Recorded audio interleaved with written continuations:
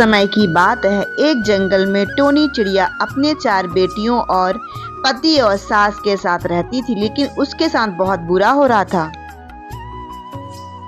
को बहू, तुम्हारे पास पहले से ही 4 बेटियां हैं। मैं कह देती हूँ, इस बार मुझे बेटी नहीं चाहिए, इस बार तो मुझे पोता ही होना चाहिए।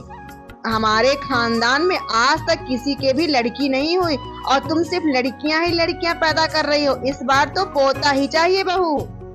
माँ जी, ये कैसी बात कर रही हैं आप? लड़की और लड़का होना तो भगवान के हाथ में है। आप आज की नारी हो के ये सब सोच रही हैं। अब लड़की होगा कि लड़का होगा ये मैं थोड़ी ना बता सकती हूँ कि क्या होगा।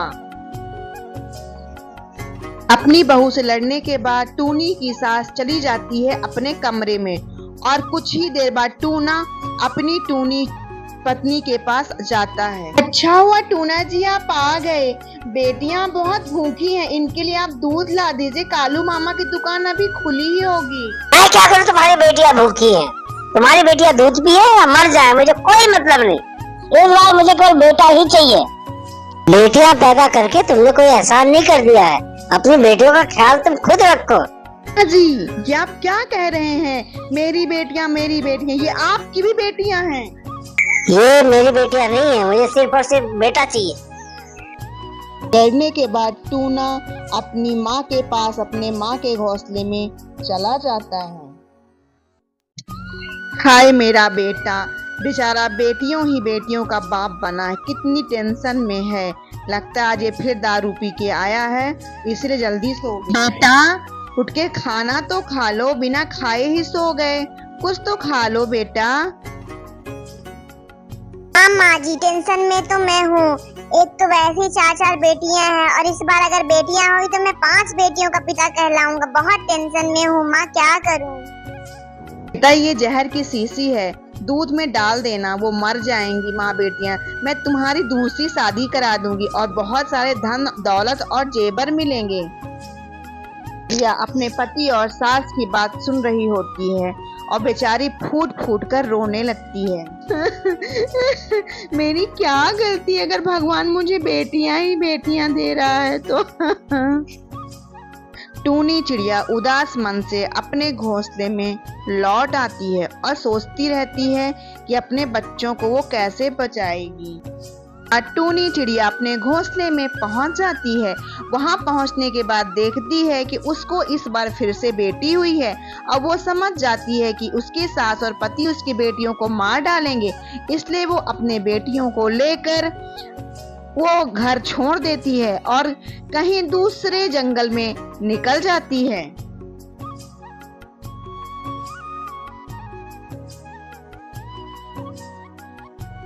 उठो, ये दूसरे घोंसले में क्यों सो रही हो? दोपहर हो गई कालू है। चाचा, आप क्या बताऊं, कल रात में ही बच्चों को लेके यहाँ आई हूँ। आप ना इनके लिए दूध ला दीजिए, मेरे बच्चे बहुत भूखे हैं कल से।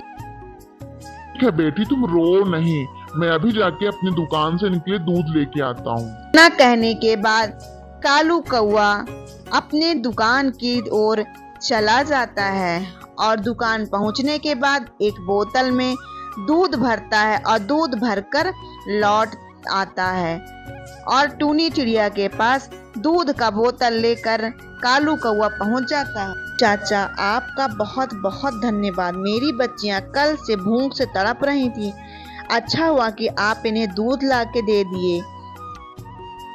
अरे बेटी, इसमें धन्यवाद कैसा?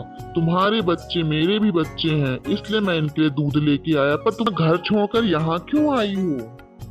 इधर सुबह टूनी चिड़िया का पति और सास उसके घर उसके बच्चों को देखने गए हैं। ये टूनी कहाँ चली गई बेटियों को लेकर? मुझे तो बहुत चिंता हो रही है टूनी की। कल हम दोनों की बात सुन ली थी और उसे इस बार फिर से बेटी ही पैदा हुई, इसलिए वो हम लोगों को छोड़ के चली गई। वैसे अच्छा ही हुआ चली गई हमारी बला से। टूनी चिड़िया कालू कौआ को हर बात बता देती है। तू परेशान मत हो, अभी तू अपनी बेटियों को लेकर मेरे घर चल।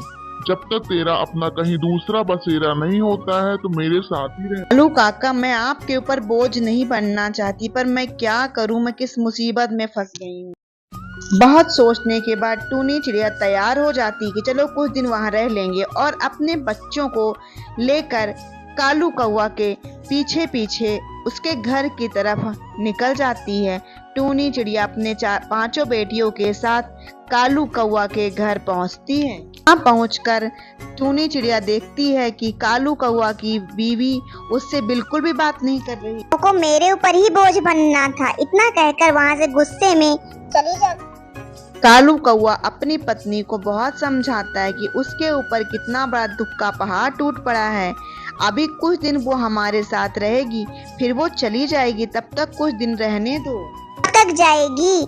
हम मुझे तो इसके बच्चियां भी नहीं पसंद आ रही, ऐसी इतनी आमदनी नहीं, और ये भी यहाँ मूंग दलेगी, क्या खाएगी हमारे घर? लेकिन कालू कौवा अपनी पत्नी को कुछ दिन उनको रहने के लिए मना लेता है, लेकिन कुछ ही महीनों बाद जी पूरे 5 महीने हो रहे हैं और ये तो अपना घर संभल के एकदम टिक गई है, जाने का नाम ही नहीं लेती है। ऐसा मत बोलो, अभी उसके पति ने दूसरी शादी कर ली है, उसके ऊपर बहुत बड़ा दुखों का पहाड़ फिर से टूट गया है, वो कुछ दिनों बाद वैसे ही चली जाएगी। कालू कौवा उसे बहुत समझाता है, लेकिन उसे कोई भी बात समझ में नहीं आती और उसने आज ठान ली है कि टूनी चिड़िया से बात करके ही रहेगी।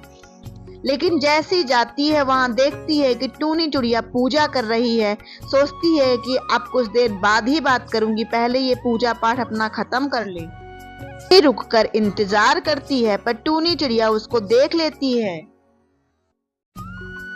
क्या हुआ काकी, आप मेरे रूम में आई थी, क्या बात है? कुछ बात करनी है आपको मुझसे?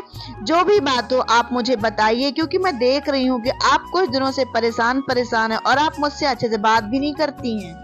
टूनी, हमारे पास इतना पैसा नहीं है कि मैं तुझे और तेरे बच्चे को पाल पाऊंगी। अब तुम्हें यहाँ से जाना होगा, तुम अपना कहीं और व्यवस्था कर लो। मैं सिलाई और कढ़ाई का काम जानती हूँ। मैं सोच ही रही थी कि मैं अपना काम दोबारा से स्टार्ट कर देती हूँ, तो मैं भी कल से काम में निकल जाया करूँगी, तो पैसे आने लगेंगे, तो आप लोगों की मदद हो जाएगी। टूनी, तो कल अपना काम स्टार्ट कर दे। दूसरे ही दिन सुबह कालू कौवा अपनी दूध की दुकान में चला जाता है और कुछ ही देर बाद टूनी चिड़िया जो नई दुकान खोली है अपना सिलाई सेंटर, वहां चली जाती है और मन लगाकर काम करती है।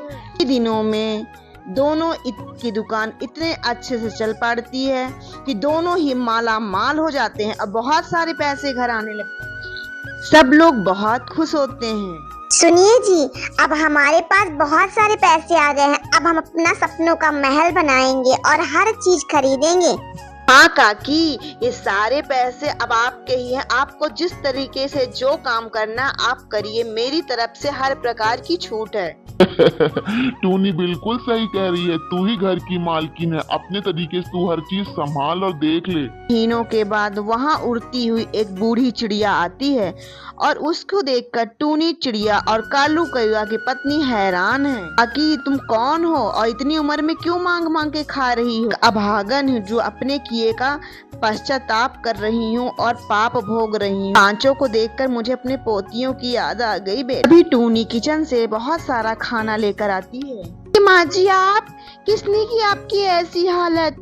आपके बेटे और बहू कहाँ गए? माँ जी, आप रो क्यों रही हैं? इतनी बुरी हालत कैसे हो गई माँ जी आपकी? टूनी की सास सिर्फ रोए जा रही थी, पश्चाताप के आंसू सिर्फ बहे जा रहे थे। माँ जी, आप रोइए नहीं, मैं पुराना सब भूल चुकी हूँ। कोई बात नहीं माँ जी, गलती सबसे हो जाती है, आप तो मेरी माँ जैसी हैं। क्या बताऊं बहू, किस तरीके से तुमसे माफी मांगूं। तुम्हारे जाने के बाद टूना ने दूसरी शादी कर ली थी और वो बहू मुझे खाने भी नहीं देती थी। बहू और बेटा मिलके मुझे घर से निकाल दिए। बात नहीं माँ जी, मैं भी तो आपकी बेटी जैसी ही हूँ ना। अब आपको कहीं भी जाने की जरूरत नहीं है। आप अपने पोतियों के साथ हमारे ही साथ रहिएगा। और माँ जी, पता है मैंने भी दूसरी शादी कर ली है और वो मुझे और आपकी पोतियों को बहुत खुश रखता है। उसके ना कोई माँ नहीं है, वो आपको माँ की तरह प्यार करेगा। ने बहुत अच्छा किया बेटी, लाइफ में आगे बढ़ गई। कहाँ है बेटा, उसे बुलाओ, मैं भी उससे मिलना चाहती हूँ। सुनिए जी, सुनते हैं? बोलो भगवान, क्यों आवाज दे रही हो, क्या हुआ? जी से मिल लो। माँ जी मैं आपको बहू को बहुत खुश रखूंगा। मैं आपकी बहू से बहुत प्यार करता हूँ। ये पांचों मेरी बेटियां। सब सुनकर टुनी की सास बहुत खुश हो जाती है और खुशी के आंसू गिरने लगते हैं।